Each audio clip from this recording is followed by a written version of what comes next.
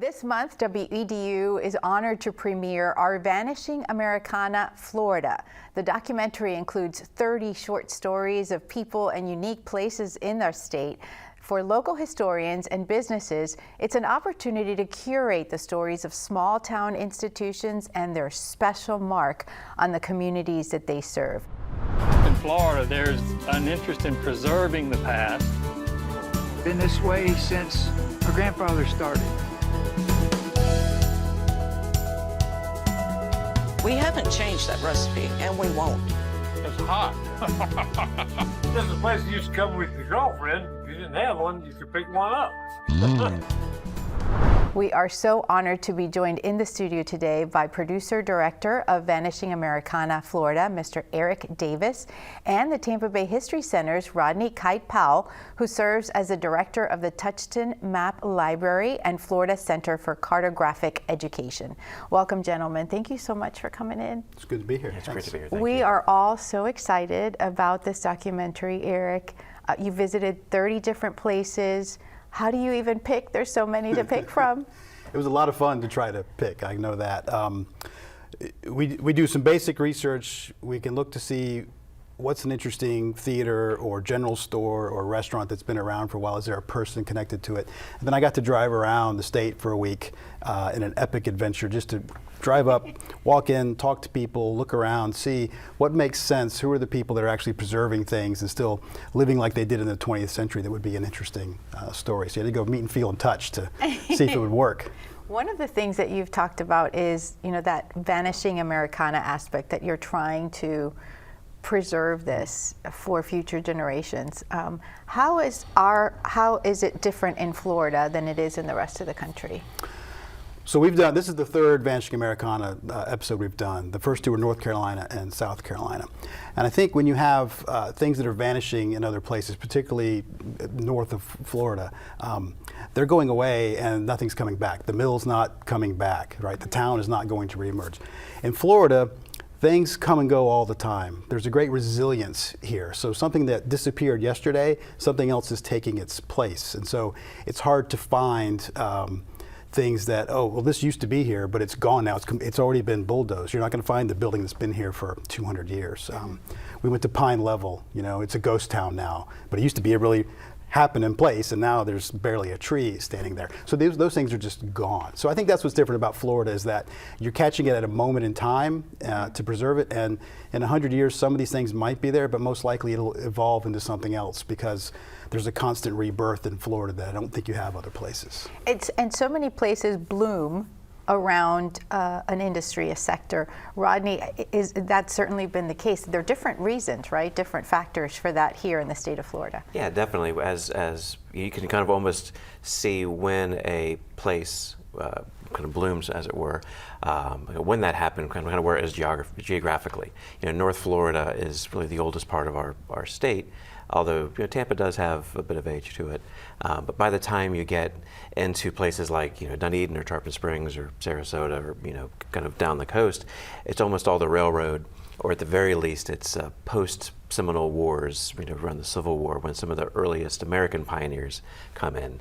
Particularly, there's something called the Armed Occupation Act, which was a federal legislation that opened up development to Florida in 1842. And you'll see lots of small towns around these military forts. Tampa's one of the forts, and so you'll see lots of places around places like Tampa that all have their very beginnings in the 1850s, and then they have kind of another rebirth in the 1880s when the railroad comes. Tarpon Springs has always been one of my favorites, so I was so excited to see that you have that in the documentary. And we want to let our viewers take a look at it. The way that it's filmed and edited, you can almost, I wish we had smell-o-vision, because you can almost smell the baklava, you can smell the salt air. Let's take a look. Tarpon Springs.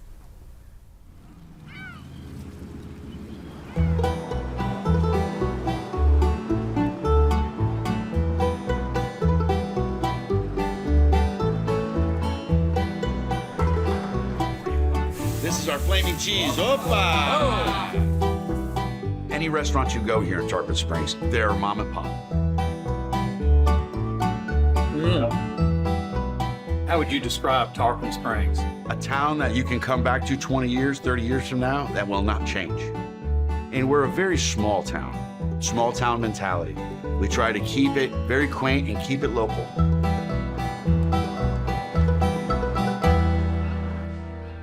We're at Fackless Department Store and Shoe Repair. You're coming here to be fit with shoes, repair shoes. People have shopped with us for generations. We're still able to use the machines that we've been using for 85 to 90 years. My grandfather, as a master shoemaker coming over from Greece, started this business in 1912. How is it that so many Greeks came to Tarpon Springs? Tarpon Springs was started with sponge divers. This was basically a sponge diving town. It was in the late 20s when it started slowly coming. And now we've got about 10 that are still really doing the true artwork of sponge diving and harvesting sponge wild. They call me Tasso, T-A-S-O.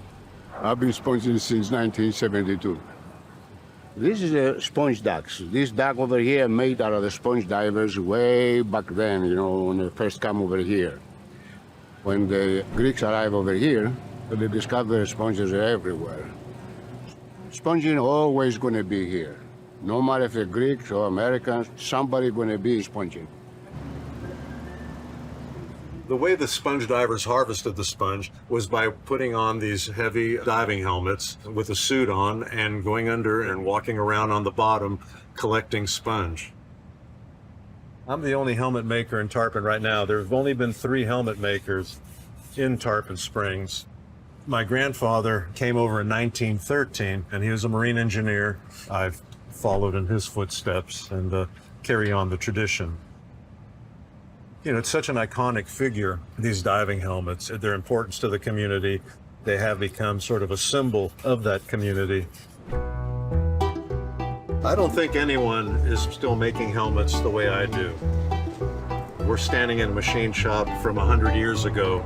The techniques and the processes I used hadn't really changed in 150 years. I make the portholes here, the valve assemblies, even the wing nuts, I drill and tap them on this lathe. So this is as old school, handmade, one at a time as it gets.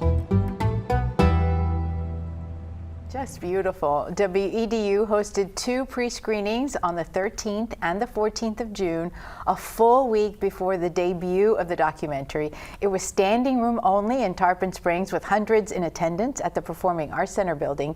And the Tampa event had to be moved to the campus of Feeding Tampa Bay to make more room for additional guests because they would not fit in our studio. Lots of questions, lots of excitement. Eric, you know, there are so many different places that you went to. So when folks ask you, which one is your favorite? How do you answer that?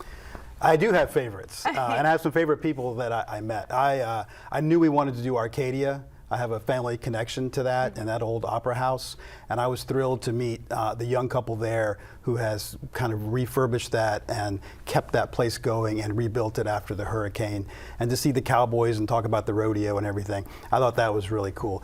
The other one is Melrose.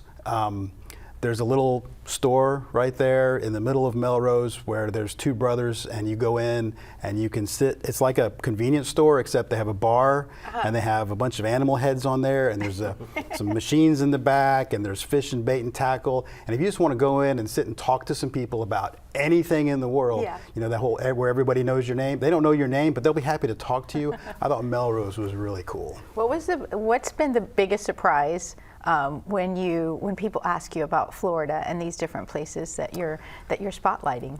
I think two themes came out that I didn't think about as much when we started. One was we found a lot of food, so much more food than we expected, and a lot of it was connected to Elvis. There's a whole trail of Elvis and places that he ate, so we had a lot of fun.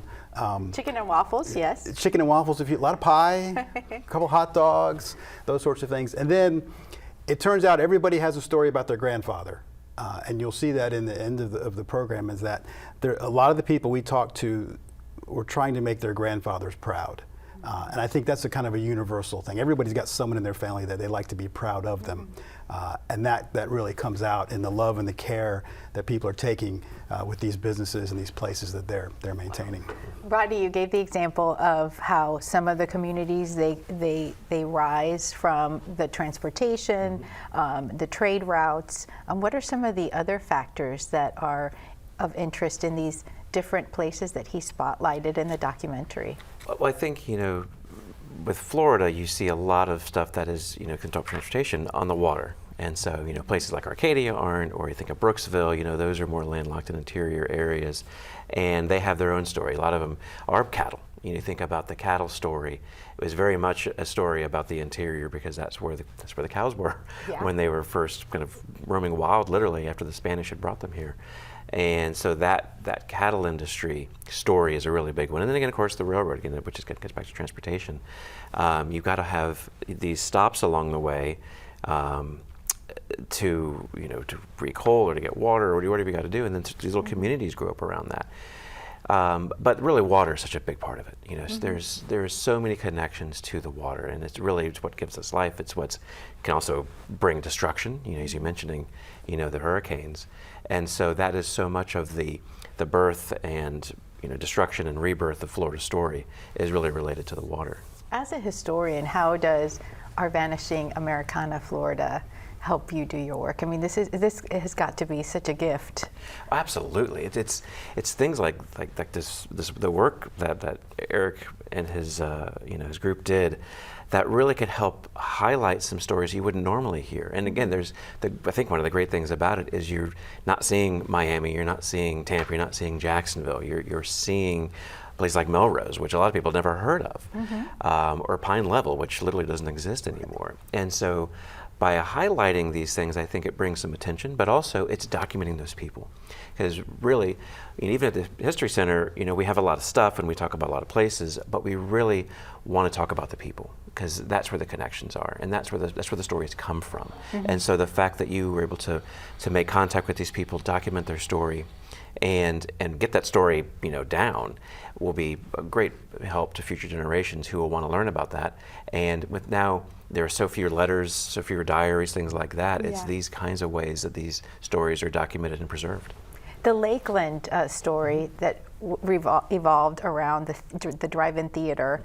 How does a theater help to create such an interesting culture of a city? Like most people would not equate the two, would say one cannot factor into the other, but yet it did.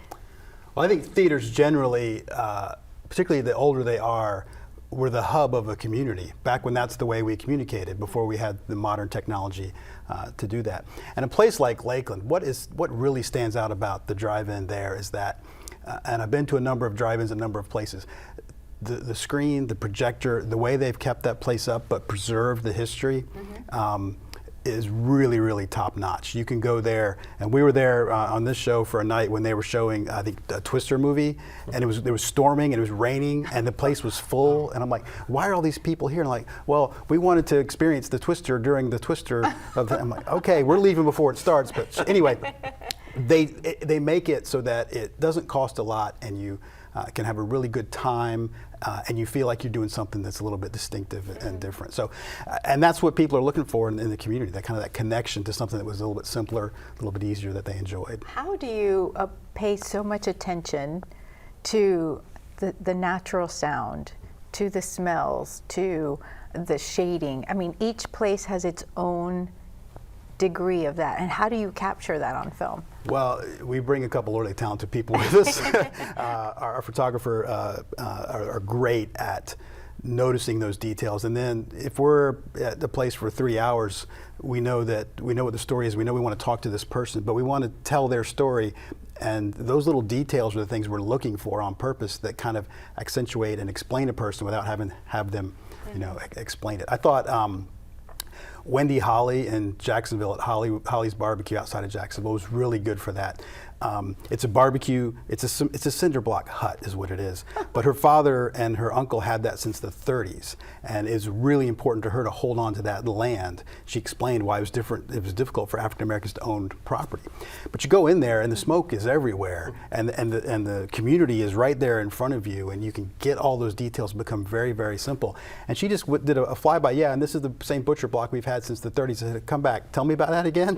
Wow. You've been chopping ribs on here since the 30s, and you can see the grooves and the cuts in it and the whole bit. I'm like, so then you can actually feel it. And so yeah, we're looking for that stuff on purpose. It makes it more fun to tell the story. And Rodney, you said that it's great that people will learn about different places that don't always get all the attention. You talked about some of the 2 points. Give us another place that you think people don't really know about, that you're really excited for them to learn more. Well, I think even kind of closer to home where we are, a place like Brooksville.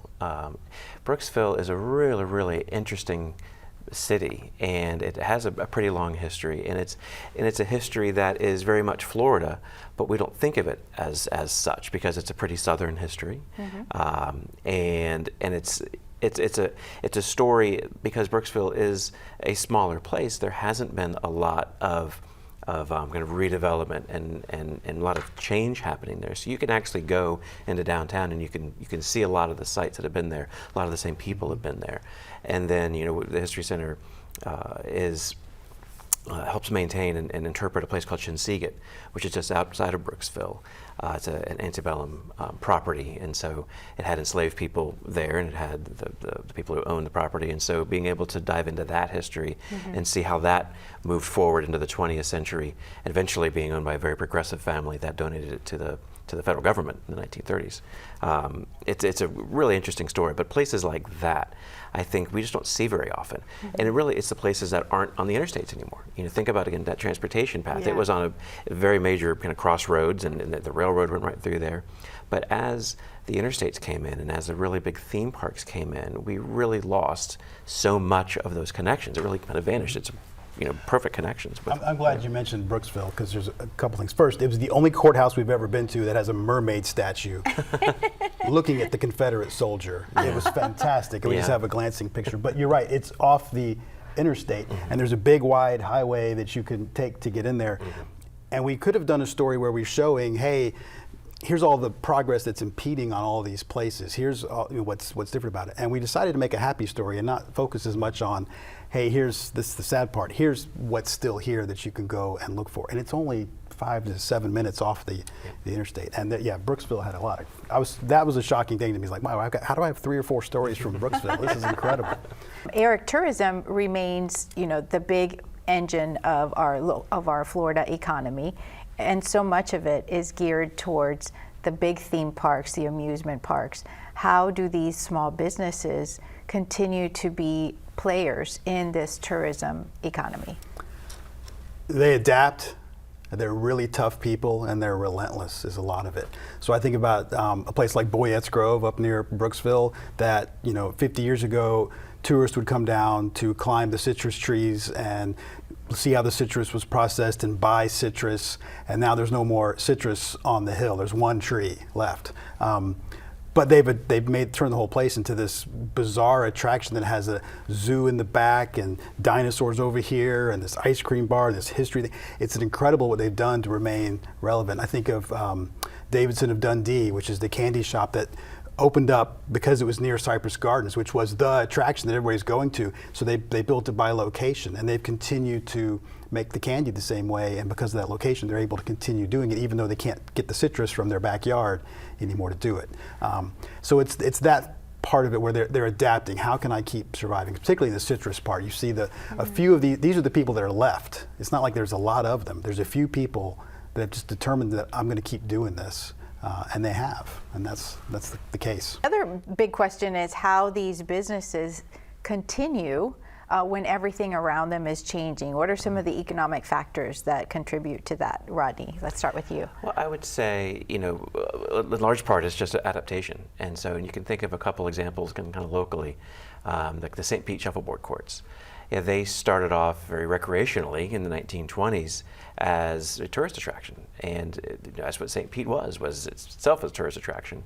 But then over time, as things like shuffleboard fall out of favor, you have to find a way to recover. And what they have done really in the past 15, 20 years is, one, they've kind of made shuffleboard cool again, but allowing the craft beer vendors nearby and food trucks, and they really have literally brought a new generation of people into that world, which again, the stereotype are people in their 70s and 80s, like literally shuffling around on the shuffleboard courts. But now you go to St. Pete Shuffle and you will see people of all ages doing this activity that has been really reserved for the elderly.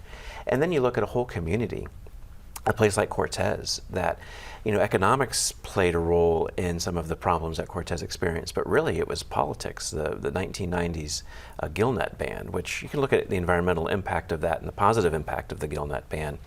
It definitely helped seagrass and helped a lot of the bycatch that wasn't the mullet they were trying to catch. But it was devastating to those people who'd fished there for generations. But they were able to pivot, and they were able to find another way to fish and either do hook and line fishing or other methods of fishing, and even oysters trying to come back in Florida, which is great. Mm-hmm. And they've really again been able to stay in that maritime business, in the fishing business, but just use different apparatus to do so.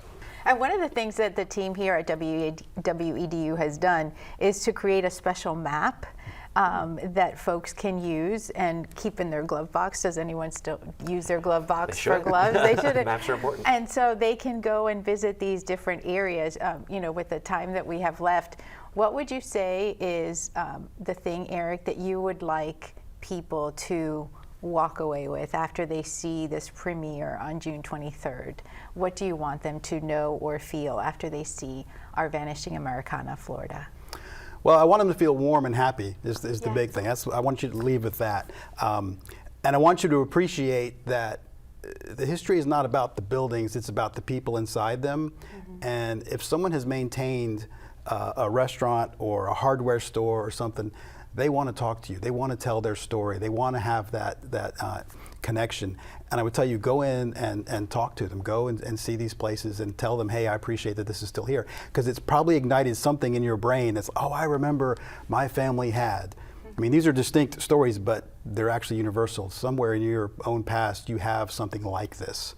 So if you spend a few moments appreciating that, I think we've done our job. And they can spark some really wonderful conversations with the elders in your family that maybe you would not think to have. There's definitely more stories we didn't tell than we did. So, so before we go, I do want to ask you, our Vanishing Americana, Florida is not the first.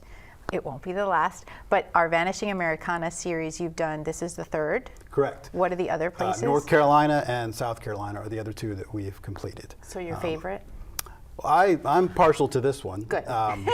But the North Carolina was the first one, and I thought there's some stories in there that there was a 100-year-old barber in there who was still trudging to work and all. There was some incredible stuff in that piece as well. So, but they're all good, and they all touch on, again, things that I think still relate to, particularly people who, are older than 30 years old. I remember this, Somebody's younger than 30 years, a different set of memories, but they're going to have the same kind of emotions at some point. Thank you. Thank you both for coming. And again, Rodney, Kite-Powell, congratulations to the Tampa Bay History Center, voted in the top 10 museums in the country by USA Today. Thank you. Quite an honor. And Eric, again, thank you so much for coming in. We're so honored to have you and so excited about this documentary. Well, we're grateful to WEDU and all of their viewers for helping make this happen and make it possible. Absolutely. So again, Eric and Rodney, thank you so much for joining us. We will premiere our Vanishing Americana, Florida on Monday night, June the 23rd at 9 p.m. On behalf of the entire team here at WEDU, thank you so much for watching. At this point, we want to leave you with the sights and sounds of Sarasota's Starfish Market featured in the documentary. Enjoy. You know how everybody when they're younger wants to go away and discover the world? Well, I discovered that I really missed here. This is Cortez Village. This is a working village. People that live here are fishing people. There's the main fish house where I work every day. AP Bell, we're basically farmers of the sea. These are the boats that are working right now. Due west of us, pretty much. So your grandfather started the business. Correct. Here in Parksville for AP Bellfish Company. When I graduated from college, I called my dad and I said, Dad, I really, really miss this coast. I miss the village. I miss the things that I thought I wouldn't miss. He told me it's a bad idea. It's a man's world. He just wanted for me something easier. So right now we're offloading mangots. He got in last night. He's got about 2,000 pounds of fish. We try to really let people learn what Cortez is about, reflected in this little restaurant. The fish are wild caught on our boats. Fried, grilled, or blackened. My favorite is mullet. Have the big fried mullet. Yeah, of course. It's very homey. It's just such good quality, and it's really casual. That's the mullet. I love what we do, what the fishermen do, what this place does. My dad passed in 2012. I believe he was pleased after a number of years that I was here. Or at least I think he was pleased.